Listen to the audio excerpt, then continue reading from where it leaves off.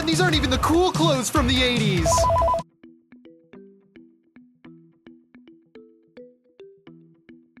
Number 20. Family portraits. Family portraits can be fun and capture key moments. It's the 80s spin that makes us cringe. Sorry. Okay? In a time before cell phones with their high-quality cameras, people used to do their hair and makeup, get all dressed up, and go to a professional studio to have their family photos taken. The big hair and questionable fashion choices already make an impression.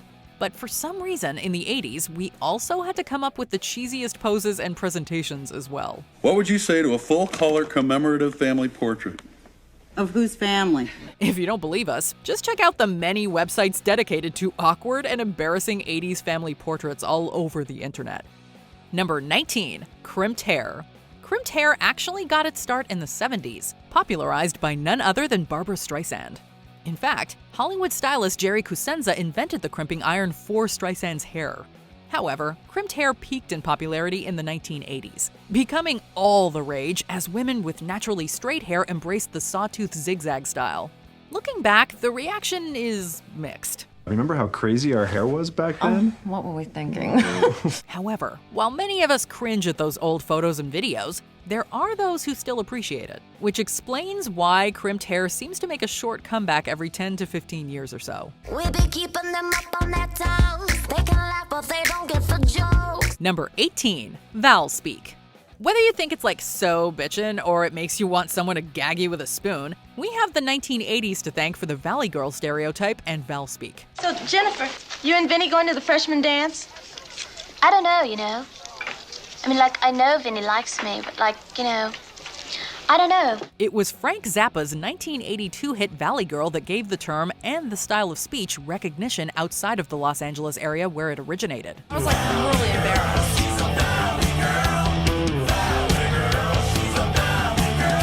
And while the 80s were the height of Val speak in pop culture, it has never gone away completely. Cher Horowitz might have been from Beverly Hills, but she was inspired by the Valley Girl caricature. Ugh, as if. Number 17. Parachute pants. While many associate the term parachute pants with the harem pants popularized by Mr. MC Hammer, parachute pants and hammer pants are quite different. Parachute pants? Yeah, Does everybody parachute? Parachute pants were generally tighter fitting pants that got their name from the nylon material they were made from. Nylon also being the material used to produce parachutes. Would a beautiful girl like these parachute pants? I see why they threw them out of a plane. And while we have nothing but love for breakdancing, we do have to hold the mid-80s breakdancers responsible for popularizing the fad that were these pants. Ain't nobody wearing parachute pants no more.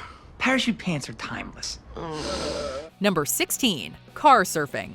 As cringy as the previous trends were, at least none of them was life-threatening. The same cannot be said for the death-defying 80s fad known as car surfing. We'll all be planning out a route. We're gonna take real soon. As the name suggests, it involves standing on top of a moving vehicle. Sure, Michael J. Fox and Jerry Levine, with help from the Beach Boys, made it look super cool in 1985's Teen Wolf. But it's actually super dangerous. And it didn't end in the 80s either. Crash reconstruction expert Mike Markuszewski showed us what would happen if a car stopped short, even at slow speeds. In fact, the Centers for Disease Control identified 58 newspaper reports about car surfing deaths, and 41 related to non-fatal car surfing injuries between 1990 and 2008. Number 15. Suits with pastel shirts. Sure, it looked good on Sonny and Rico, and we gotta admit, looking back at it now, it still looks pretty dope. Hey man, you're cutting too many corners. What, you don't? However, all of us normal folks who try to pull off the pastel shirts and pale suits combo, with or without a tie, well, it doesn't hold up as well as it does for Don Johnson and Philip Michael Thomas. In fact, given how closely associated the look is with Miami Vice, it's even harder to pull it off without being called Crockett or Tubbs by everyone you see. Hello, Mr. Sonny Crockett. I'm Tubbs. Number 14. Velcro sneakers. Do you have strong feelings about shoelaces? Find them a huge pain? Well, you're not alone. It was apparently a huge aggravation to folks in the 80s, who fell in love with Velcro as an alternative to laces. Built for comfort, support, and style. But while they were pretty quick and convenient, the Velcro got dirty rather quickly, and they do tend to look a little childish. which is probably why these days, even though they are still making them for adults, you'll mostly find Velcro on shoes for toddlers and kids. That's the thing about Velcro shoes. Quiet going on, noisy coming off. That rip! Number 13, getting excited about faxing. Look, we get it. Being able to put a piece of paper in a machine, type in a phone number, and have everything on that paper show up on a different piece of paper anywhere in the world, that was amazing. What does this fax mean? Oh, Mom, it's a joke, an office joke. We're not in any way negating the technological advancement that was the fax machine. However, with the technological wonders we all have in our pockets these days, the wonder of the fax machine feels a little overblown. Why, the fax machine is nothing but a waffle iron with a phone attached. But that's just how it goes with technology. Look at how amazed Chandler was in 1995 with his laptop and its 12 megabytes of RAM and 500 megabyte hard drive. Wow. What are you going to use it for? Games and stuff. Number 12, geometric pattern shirts. If clothes are meant to make a statement, the message with these shirts seemed to be, hey, check out how ridiculous I look. For some reason, people in the 80s decided that shirts with bright colors, covered in all sorts of shapes, were the height of fashion. They have this one shirt that costs $1,000 because the pattern's so wild.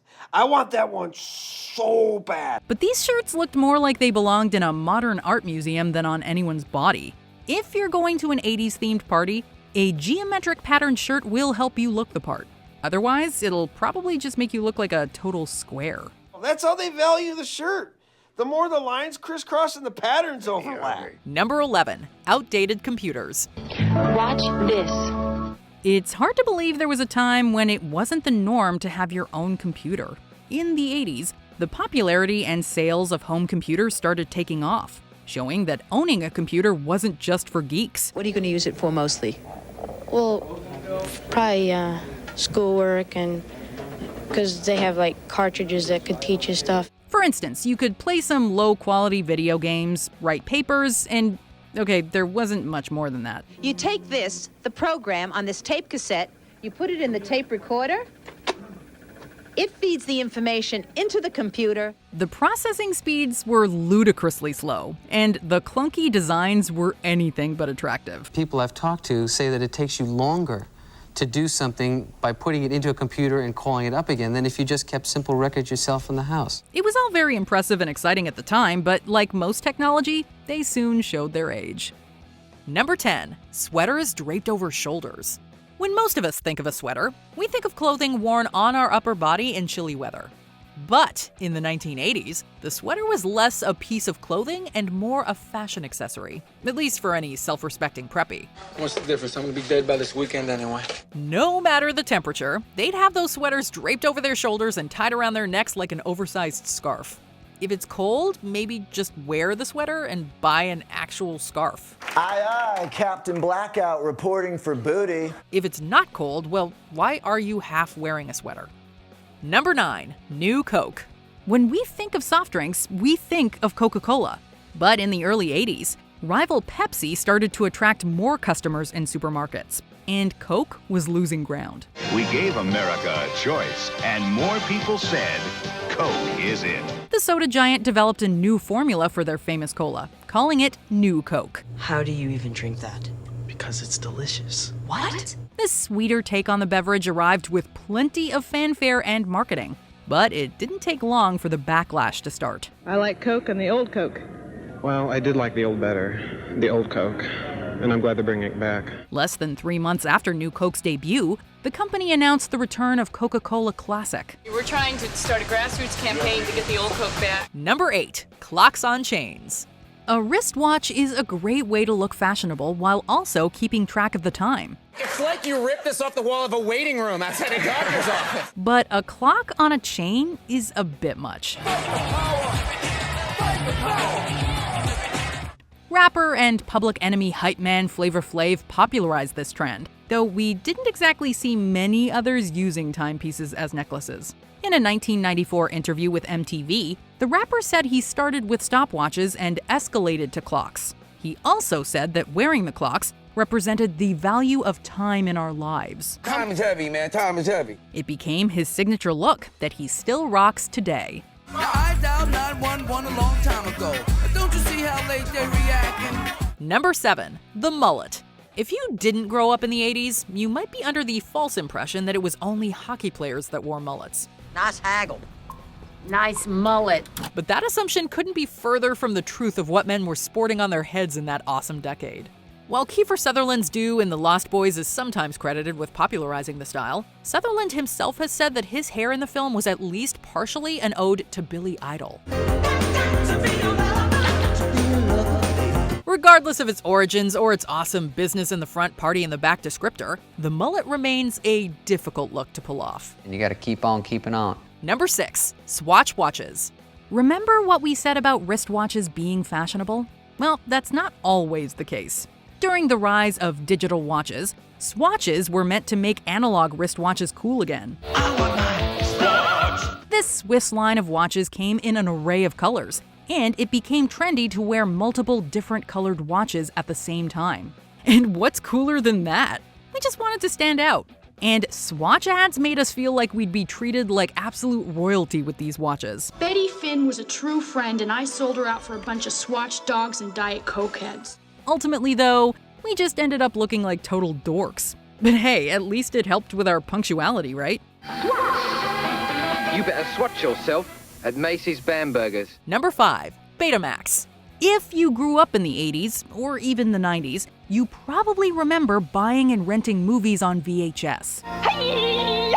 This from Blockbuster Video. But do you remember Betamax? Before VHS became the home video format of choice, it was in a rivalry with Sony. Betamax was actually launched first in 1975, and its picture quality was arguably superior. What may be no big deal to some people may be a big deal to you. That's why NEC makes both VHS and Beta. But it had some drawbacks, like its more expensive VCRs and reduced recording space. This allowed VHS to get the upper hand. VHS soon took the lead and rendered Beta obsolete. Maybe they should have called it Alphamax? Oh no! Beta! Number 4. Aquanet. The big hair of the 80s didn't get that way by pure luck. We had to use plenty of product, such as Aquanet hairspray, to reach maximum poofy potential. Silk goes to your head in Aquanet shampoo and conditioner with silk protein. But while we hoped to look like pop icons and rock stars, our expectations didn't quite meet reality. With the amount of spray used, it was all but impossible to notice anything but our hair. And did we mention its strong scent? Private and public restrooms alike reeked of Aquanet. Bigger may not have actually been better, but it was the dominant style for a time. And then her date gives her a knowing smile of admiration on her confident smile. Aquanet. Arrive in style. Number 3. Shoulder pads. In the business world, what you wear can impact how you're perceived and what opportunities are available for you. So, working women in the 80s started wearing suits with shoulder pads as a way of saying they are just as capable as any man. Influential figures like Margaret Thatcher and Dynasty star Joan Collins exuded strength and confidence while rocking shoulder pads. Things changed. But big shoulders eventually started to look goofy rather than inspiring, and became another fashion footnote of the 80s. However, shoulder pads have made a comeback among fashionistas in the late 2010s and early 2020s. Number 2. Just say no. Drug addiction is an extremely complicated issue that we may never fully understand. But we do know that it can't just be stopped with a 3-word slogan. Just say no. The Just Say No campaign, coined and popularized by First Lady Nancy Reagan, simplified this complex matter, ignoring the many reasons people turn to substances. While it did create further awareness of drug dependency, there's no evidence to indicate that it actually made a marked difference in overall drug use. I get angry just thinking about it makes me mad. Little kids doing drugs, it turns my stomach. It also may have furthered the idea of addiction as a moral issue rather than a health one. The intentions may have been good, but the results were lacking. You kids still shouldn't mess with that crap. But everybody's doing it. And where they at? Number 1. Indoor smoking. Smoking or not smoking? Smoking. In 1986, the U.S. Surgeon General reported on the dangers of secondhand smoke. And the major health risks of tobacco were well known before the 80s. But despite all this, indoor smoking in public places was still allowed.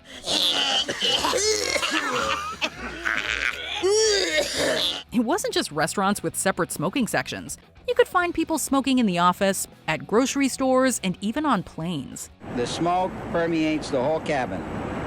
It's bad for the smokers. It's bad for the non-smokers. The tobacco industry knew of these dangers and did their best to suppress them and avoid further regulations. Health advocates won out, and laws about indoor smoking have since become much stricter. I kind of feel like I'm in the bottom of a coal mine, like I'm an old coal worker with all the smoke a lot of times. I know most flight attendants do have sinus problems. Did you enjoy this video? Check out these other clips from WatchMojo, and be sure to subscribe and ring the bell to be notified about our latest videos.